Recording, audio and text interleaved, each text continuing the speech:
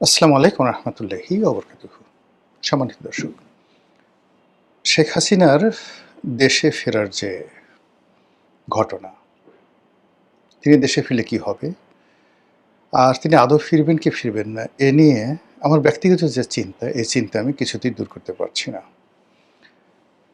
আপনারা লক্ষ্য করবেন যে প্রতিটি মানুষ যখন আঘাতপ্রাপ্ত হয়, এটা শেখ হাসিনা নন, কিংবা তারেক জিয়া নন, কিংবা বেগম জিয়া নন, প্রতিটি মানুষই তার মধ্যে একটা প্রচণ্ড প্রতিশোধ স্পৃহা থাকে।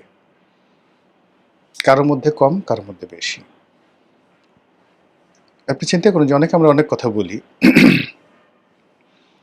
কিন্তু বাস্তবে ক্ষমতা লাভ করার পর পৃথিবীতে খুব অল্প কয়জন লোক তারা তাদের যে শত্রু তাদেরকে ক্ষমা করে দিতে পেরেছিলেন। এর মধ্যে সবার আগে আসে মোহাম্মদ রসুল্লাহ সাল্লাল্লাহু আলাইহি ওয়াসাল্লামের নাম। আর এর বাইরে রাজনীতিবিদদের মধ্যে ধরুন গাজী সালাউদ্দিনের যে ক্ষমার দৃষ্টান্ত ক্রুসেডারদের প্রতি, এটি এক অনন্য উদাহরণ। এর বাইরে যেটি হয় সেটি হলো, রাজনীতিতে কখনোই কাউকে ক্ষমা করতে হয় না, কোনো অবস্থাতেই ক্ষমা করতে হয় না। এবং যখন একটা মানুষ একবার ভুল করে, সে সেই ভুলটি দ্বিতীয়বার রাজনীতিতে কখনোই সে মানে করতে চায় না, বা এটা রাজনীতিও সহ্য করতে পারে না। যেমন ধরুন তারেক রহমান সাহেব দেশে আসছেন, এসে তিনি বলার চেষ্টা করছেন যে তার সঙ্গে যে আচরণ করা হয়েছে, তার পরিবারের সঙ্গে, তার ভাইয়ের সঙ্গে, তিনি কোনো প্রতিশোধ নেবেন না। কিন্তু বাস্তবে কি তাই? আপনি গিয়ে দেখুন তো কী ঘটনা ঘটছে একের পর এক। আবার ধরুন উনি ২০০১ থেকে ২০০৬ পর্যন্ত মূলত একটি ডিফ্যাক্টো সরকার পরিচালনা করেছেন। তার মা ক্ষমতায় ছিলেন, কিন্তু তার যে ক্ষমতার দাপট তার মায়ের চাইতে বেশি ছিল না কম ছিল, এটা প্রশ্ন সাপেক্ষ বিষয়। ওই সময়গুলোতে তার যে ভুল এবং ভ্রান্তিগুলো হয়েছে, এই জমানাতে এসে এর একটা সিঙ্গেল জিনিস বাদ পড়েছে। আপনি কোনো অবস্থায় দেখাতে পারবেন না। মনে হবে ২০০১ থেকে ২০০৬ জনাব তারেক রহমান সাহেব যেমন ছিলেন এখনো ঠিক তেমনই আছেন। ওই সময়টাতে তার স্ত্রীর সঙ্গে তার চমৎকার সম্পর্ক ছিল, এবং আপনি ওই সময় দেখেন যে তার স্ত্রী এবং তার অনেকগুলো যুগল ছবি আছে। He is a beloved father. তার সন্তানকে তিনি স্নেহ করেন, তার সন্তানও তার সঙ্গে অনেক খুনসুটি করে। এবং জাইমা যখন খুব ছোট, তখন তাকে তিনি কোলে করে, কাঁধে করে, মাথায় করে তিনি বিভিন্ন ছবি তুলেছেন। ওই সম্পর্কটি তার এখনও অব্যাহত আছে। তার স্ত্রীর সঙ্গে যেহেতু উভয়েরই বয়স হয়েছে, এখন তারা একেবারে জীবনের প্রান্তসীমায়। নাও দে আর মানে তার স্ত্রীর বয়স কত আমি জানি না, কিন্তু তার বয়স তো ৬২-৬৩ বছর। অন অ্যাভারেজে আমাদের এই বয়সটিকে বলা হয় বৃদ্ধ। তো কাজে এই সময়টিতে পারস্পরিক শ্রদ্ধার সম্পর্ক এটি বেড়ে যায় যেকোনো দম্পতির জীবনে, এবং সেটা তিনি প্রদর্শন করছেন।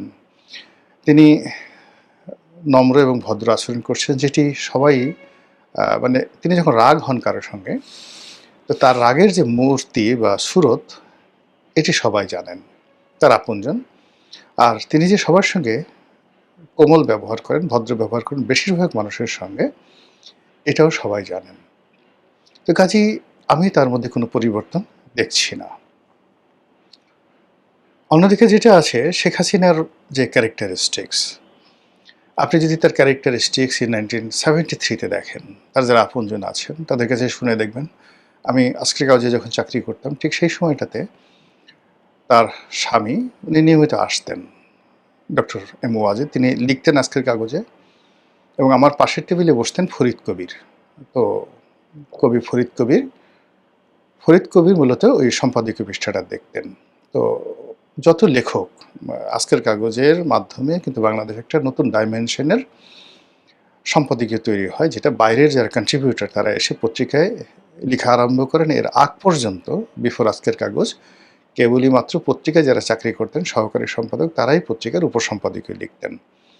তো সে কারণে আজকের কাগজ বাংলাদেশে একেবারে নতুন ধারার জাতীয় দৈনিকে এই যে এখন আমরা যারা অনেকে সম্পাদকীয় লিখছি বা উপসম্পাদকীয় লিখছি, আমাদের শুরুটা হয়েছিল আজকের কাগজ দিয়ে এবং সেখানে শেখ হাসিনার যে হাজব্যান্ড উনিও আসতেন। প্রচণ্ড আড্ডাবাজ, খোলামেলা টাইপের মানুষ, এমন কোনো কথা নেই, একটু খুঁচা দিলেই হলো। সে বাসর রাতের কাহিনী থেকে শুরু করে আর যা যা আছে একেবারে ফটাফট ফটাফট সব বলে দিতেন।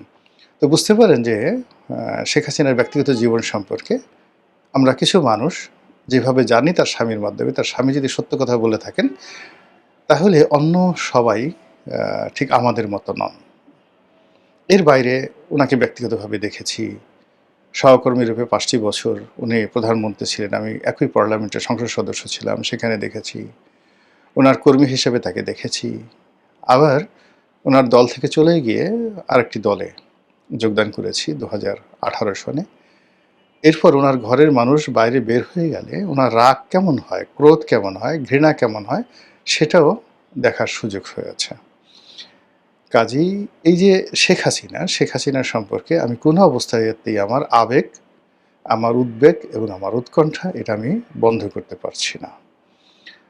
আমার কথা বাদ দেন, ওনার যারা একান্ত আপনজন যেমন সুরঞ্জিত সেনগুপ্ত, মতিয়া চৌধুরী, শেখ কামাল, শেখ সেলিম, শেখ হেলাল, তারপর জনাব ওবায়দুল কাদের, সাবির হোসেন চৌধুরী, মানে যারা যারা তার একসময় খুব কাছের মানুষ ছিলেন, ইনক্লুডিং মাহমুদুর রহমান মান্না। আবার এই মানুষগুলো চলে গেছেন, সবাই সব কথা বলেননি, আবার অনেক অনেক কথা বলেছেন। তার মধ্যে সুরঞ্জিত সেনের সেই বিখ্যাত কথা যে বাঘে ধরলে বাঘে ছাড়ে, শেখ হাসিনা ধরলে ছাড়ে না। এটা একটা মানে বিশাল রেকর্ড হয়ে আছে। তো এটা যে তার যে জিদ, শেখ হাসিনার যে জিদ, এই জিদকে স্বয়ং বঙ্গবন্ধু যাকে বলা হয় ভয় পেতেন, স্বয়ং বঙ্গবন্ধু ভয় পেতেন। তিনি বলতেন যে আমার এই মেয়েটা প্রচণ্ড জেদি। ফলে শেখ হাসিনা আসবেন কি আসবেন না, আসতে পারবেন কি পারবেন না, এটা 50-50 প্রকৃতির মধ্যে ধরেন। কিন্তু যদি তিনি এসে যান, যদি না আসেন তাহলে তো আমাদের কোনো সমস্যা নেই। কিন্তু যদি তিনি এসে যান তাহলে আমাদের কি হবে, আমাদের কার কি হবে? তার একান্ত মানে ঘনিষ্ঠজন। পরবর্তীতে তিনি মন্ত্রী হয়েছিলেন, সাংগঠনিক সম্পাদক ছিলেন, এখন প্রেসিডিয়াম মেম্বার আছেন। আমার পাশের বাসায় থাকতেন। বয়সে বড়, কিন্তু যেহেতু মানে মানুষের দুনিয়াতে একটা অবস্থা হলো যে আপনার যদি অর্থনৈতিক অবস্থা ভালো হয়ে যায় তাহলে আপনার বয়সে যত বড় হোক, পদ পদবি যতই থাকুক না কেন, অর্থের কাছে মানুষ সবসময় মাথা নিচু করে রাখে। তো আমি যে নেতার কথা বলছি হি ওয়াজ মাই লিডার, স্টুডেন্ট লিডার। কিন্তু যেহেতু আমি তখনই সেই সময়টাতে 97-98 সনে সেই লেক্সাস V8 গাড়ি চালাতাম, নিজের বাড়িতে থাকতাম ধানমন্ডিতে। তো যার জন্য আওয়ামী লীগের যাদের সঙ্গে আমার সম্পর্কটা ছিল সেই সম্পর্কটা আসলে সেই ছাত্র জীবনের সম্পর্কটায় থাকিনি, ওটাকে অনেকটা প্রফেশনাল সম্পর্ক হয়ে গিয়েছিল। এর কারণ হলো নেতাদের অনেক প্রয়োজনে অনেকে হয়তো টাকা চাইতেন, আমি অনেকেরই দিতাম। এর কারণে হয় কি যে আমার একটা অবস্থান গড়ে উঠেছিল। তো সেই দিক থেকে আমি সেই নেতাকে একদিন দেখা সকালবেলা দেখি একা একা হাসছে। তার মধ্যে কী ব্যাপার, 1/11 সময় রাজনীতি কি আর করবেন না? বলে না ভাইয়া, রাজনীতি করবো না। আমি একা মানুষ, আমার একটা না দুটো মেয়ে আছে, এরকম বললেন। আমার কোনো ছেলে ঠেলে নেই, এদেরকে নিয়ে আমি বাকি জীবন কাটাতে চাই, আর এদিকে তাকাবো না। আর তুমি তো জানো যে শেখ হাসিনা কী ধরনের প্রতিশোধ পরায়ণা মহিলা, উনি ইংরেজিতে ভিন্ডিকটিভ শব্দটি ব্যবহার করলেন। তো যা হোক, যেহেতু তারা রাজনীতি করেন, রাজনীতির এই কথাটা রাখতে পারেনি। 11 পরে সরকার আসছে, তারা দলের সঙ্গে থাকছেন, পরবর্তীতে MP হয়েছেন, মন্ত্রী হয়েছেন, আবার এখন নিরাপদ জায়গাতে আছেন। তো এভাবে দলের মধ্যে, দলের ভিতরে, দলের বাইরে, মানে তার সম্পর্কে তার যারা আপনজন, সে আপনজনরাই তাকে প্রচণ্ড ভয় পান। জামাতের অনেক লোকের সঙ্গে তার সম্পর্ক ছিল, বিএনপির অনেকের সঙ্গে তার সম্পর্ক ছিল, জাতীয় পার্টি, মানে তিনি তার ক্রোধের জায়গা থেকে, রাগের জায়গা থেকে, ঘৃণার জায়গা থেকে একজনকে এক চুল ছাড় দেননি। 2 নম্বর হলো যে তিনি যে বিষয়গুলো প্রতিশোধ নিতে চেয়েছেন, তার সুযোগ হওয়া মাত্র সেই প্রতিশোধের একটা সিঙ্গেল জায়গাতে তিনি ছাড় দেননি। এলো তার বাস্তবতা। এবং তিনি যেটা করতে চেয়েছেন, ভালো হোক মন্দ হোক তিনি সেটা করেছেন। কাউকে ভালোবাসার দরকার, সে দুনিয়ার যত মানুষ খারাপ বলুক না কেন, তাকে তিনি স্নেহের যাকে বলে বন্ধনে আবদ্ধ রেখেছেন। একটা সময় আমাকে খুব স্নেহ করতেন। তা আমাকে স্নেহ করতেন কিন্তু পুরো আওয়ামী লীগের সবাই, each and everybody was against me. তিনি মাঝে মধ্যে অবাক হয়ে যেতেন যে একটা বাচ্চা ছেলে নতুন এমপি হয়েছে, আওয়ামী লীগের সেই সৈয়দ আশরাফ সাহেব থেকে শুরু করে সবাই দল বেঁধে কেন এই ছেলেটার বিরোধিতা করছে। তিনি আরও আমার প্রতি তার যে স্নেহ এটা আরও বাড়িয়ে দিলেন।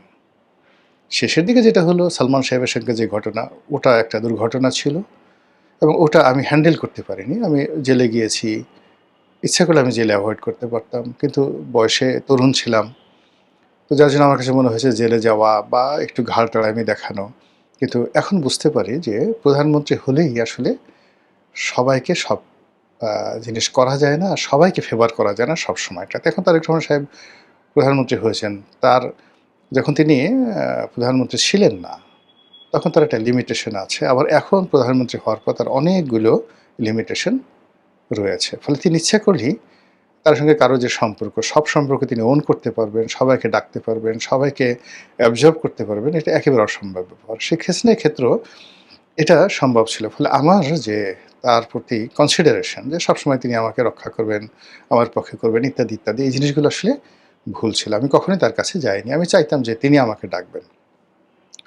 তো এনিওয়ে, যাই হোক, এখন যেটা হলো যে তার এই যে প্রতিশোধ গ্রহণ করার যে ক্ষমতা, এটি প্রবল, এটি ব্যাপক।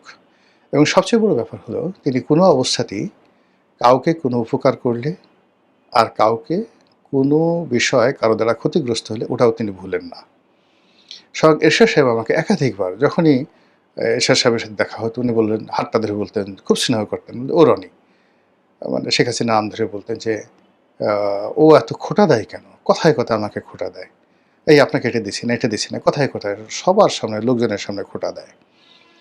এরপরে এই যে ধরেন ওনার দলের যারা নেতাকর্মী আছেন, যাদেরকে যে কাজটি দিয়েছেন, উপকার করেছেন, একটা কন্ট্রাক্ট দিয়েছেন, তিনি কথায় কথায় তাদের সবাইকে একেবারে লোকজনের সামনে খোঁটা দিতেন। এটা করে দিছি না, এই তোকে এটা দিয়েছি না, তোকে এটা দিয়েছি না, ইত্যাদি, ইত্যাদি। তো সেই শেখ হাসিনা যদি বাংলাদেশে আসেন, তাহলে তার সারা জীবনের সেই চরিত্র, তার সঙ্গে এই গত ২ বছরে যা কিছু হয়েছে, প্রতিটা জিনিস আপনি নিশ্চিত থাকেন, তার যদি মতিভ্রম না হয়, ব্রেন যদি পুরো নষ্ট না হওয়া যায়, নিউরন যদি বেইমানি না করে, তাহলে তার যে প্রতিহিংসা অতীতের যে কোনো সময়ের চাইতে কয়েক গুণ বাড়বে। এবং এই জন্যই আমরা যারা তারা কাছে থেকে চিনি, আতঙ্কটা ওখানেই। এখন শিরোনামে আসি। প্রথম হলো যে আওয়ামী লীগের যারা অন্ধভক্ত, শেখ হাসিনাকে যারা জানেন, বিশ্বাস করেন এবং শেখ হাসিনার ভাগ্যের সঙ্গে যাদের ভাগ্য জড়িয়ে গেছে, এবং এখন এমন একটা জায়গাতে কোটি কোটি মানুষ পড়ে গেছে যে তারা ইচ্ছা করলেও জামাতে যোগদান করতে পারছে না, ইচ্ছা করলেও বিএনপিতে যোগদান করতে পারছে না। এই কারণে মামলা দিয়ে, মোকদ্দমে বাড়ি ঘর লুট করে এমন একটা অবস্থা করে দেওয়া হয়েছে এদের সবাইকে প্যাক করে মেড ইন, যাকে বলা হয় আওয়ামী লীগ, আওয়ামী লীগের তৈরি সামগ্রী হিসেবে বানিয়ে দেওয়া হয়েছে। কোনো একটা উইন্ডো খুলে রাখা হয়নি, আইদার আওয়ামী লীগের রাজনীতি করবে অথবা আওয়ামী লীগ ছেড়ে বিএনপিতে আসবে, এনসিপিতে আসবে, জামাতে আসবে। এদের সংখ্যা ৬ কোটি। এই লোকগুলোর স্ত্রী, পুত্র, সন্তান, ব্যবসা বাণিজ্য থেকে শুরু করে সব কিছু প্রতিপক্ষ ব্যবহার করছে, কিন্তু তাদেরকে ওন করছে না। ফলে এই লোকগুলোর কাছে এখন শেখ হাসিনা অতীতের, অর্থাৎ তিনি যখন ক্ষমতায় ছিলেন অনেকের অভিমান ছিল, রাগ ছিল, ক্রোধ ছিল, আর এখন বলছে যে না, আমার জীবনের বিনিময় হলো শেখ হাসিনা বাংলাদেশে আসুন। এই লোকগুলো 100%, এরা শতভাগ শেখ হাসিনাকে চাচ্ছে বাংলাদেশে। দ্বিতীয় যে গ্রুপটি আছে, সেই গ্রুপটি ধরেন বিএনপি, জামাত, অন্য যারা আছেন, তাদের একটা বিরাট শ্রেণী যারা না না আসবে না, সবার সামনে বক্তব্য দিচ্ছে এটা ইম্পসিবল, এইভাবে কেউ আসছে নাকি, দুনিয়াতে এরকম কোনো ঘটনা ঘটেছে নাকি, এ ধরনের কথাবার্তা বলবে। কিন্তু রাতে যখন স্ত্রীর সঙ্গে আলোচনা করবে, সন্তান সন্ততির সঙ্গে আলোচনা করবে, ঠিক সেই সময়ে তার মনে হবে যে শেখ হাসিনার জমানাতে আসলে তার সঙ্গে কি করা হয়েছে, যদি আসে তাহলে কি হবে, ইত্যাদি, ইত্যাদি। এবং দেখবেন যে আজকে খুব সংগ্রামী বক্তব্য দিলেন অনেকে, কালকে আর সে সংগ্রামী বক্তব্যটা দিচ্ছেন না এবং কথা ক্ষণে ক্ষণে পরিবর্তন হচ্ছে। এই যে শেখ হাসিনার আশা নিয়ে যে ক্ষণে ক্ষণে যাদের ভাষা পরিবর্তন হচ্ছে, এদের সংখ্যা 50-50 যারা আছেন তাদের সংখ্যা কিন্তু খুব বেশি নয়। বড়জোর ১ থেকে ১.৫ কোটি, ১ থেকে ১.৫ কোটি লোক আছেন যারা এরকম 50-50 মনে করেন। আর ৬ কোটি 100% মনে করেন। আর অন্যান্য যারা তরুণ আছেন, সেটা এনসিপির হোক, অন্যান্য যারা হোক, তারা যারা বক্তব্য দেননি, কিন্তু তাদের এই গত ২ বছরে যে কর্মকাণ্ড, ভিডিও ফুটেজ, অডিও ফুটেজ এবং রাষ্ট্রযন্ত্র এত শক্তিশালী, আপনি দেখেন কবে একজন মাজেদ বঙ্গবন্ধুকে হত্যা করেছেন, তাকে রাষ্ট্র খুঁজে বের করেছে। কবে মেজর মুজাফফর পালিয়ে গেছেন এবং জিয়াউর রহমানকে হত্যা করেছেন, এই রাষ্ট্র তাদেরকে খুঁজে বের করেছে। আপনি দেখেন আওয়ামী লীগ জমানাতে যারা সেই অন্যায় করেছে, অবিচার করেছে, দুর্নীতি করেছে, লোপাট করেছে, তাদের এই যে দুদকের মাধ্যমে বলেন, তাদের ফিঙ্গারপ্রিন্ট বলেন, তাদের যে ইভেন শেখ হাসিনার সঙ্গে তিনি হেলিকপ্টারে উঠে, শেখ হাসিনা হেলিকপ্টারে উঠে কাদের সঙ্গে কথা বলেছেন, সেই ভয়েস রেকর্ডগুলো, একদম ভয়েস রেকর্ডগুলো এখন যে ট্রাইব্যুনাল, যুদ্ধাপরাধের জন্য যে ট্রাইব্যুনাল তৈরি করা হয়েছে, ট্রাইব্যুনালের হাতে আছে। এবং এগুলো শেখ হাসিনার যারা আপনজন তারা কিন্তু মুছে দিয়েছিলেন মূল হার্ড ডিস্ক থেকে। কিন্তু কী করে যেন প্রযুক্তির মাধ্যমে এই পুরো জিনিসগুলো রিকভারি করা হয়ে গেছে। ফলে এই রাষ্ট্রকে তুচ্ছ-তাচ্ছিল্য করা যাবে না। ভবিষ্যতে যারা আসবে তারা দেখবেন যে এই সরকারে যা করেছে গত ২ বছরে, মানে বিএনপি সরকার এবং ডক্টর ইউনূস সরকার, তার সঙ্গে এই যে আমরা সমাজে যারা বিভিন্ন লোকজন আছি, আমরা যে কাজগুলো করেছি, এগুলো দেখবেন কিভাবে পাই করে আপনার সবাই আদায় করছে। এবং সেই দিক থেকে যেটা হলো যে এই যে এখন দেখেন আপনি প্রশাসন বলেন, মানে গত ২-৪টি মাসে বিএনপি যেভাবে ব্যাপক পরিবর্তন করেছে। আবার ধরুন ডক্টর ইউনূস ক্ষমতা আসার সঙ্গে সঙ্গে ১৫ দিনের মধ্যে জামাত যে কাজগুলো করে ফেলেছে, তো ঠিক সেম কাজ জামাত যদি পারে, বিএনপি যদি পারে, আওয়ামী লীগ আরও কত সুন্দর করে পারতে পারে। ফলে কী হলো, তার যে এই আগমন, আশা, সেই আশা ফিরে আসা, তার সঙ্গে আওয়ামী লীগের সাংগঠনিক ভিত্তি, তার সঙ্গে ভারতের সাথে আওয়ামী লীগের সম্পর্কে পুরো জিনিসগুলো এরকম একটা রসায়ন তৈরি করে ফেলেছে, আপনি ঘুরে ফিরে বারবার শুধু শেখ হাসিনা আসবেন কি আসবেন না, এর বাইরে যেতেও পারছেন না, যাওয়াও যাচ্ছে না। মহান আল্লাহ আমাদের সবাইকে হেদায়েত দান করুন এবং হেফাজত করুন। আসসালামু আলাইকুম রহমতুল্লাহি ওয়া বারাকাতুহু।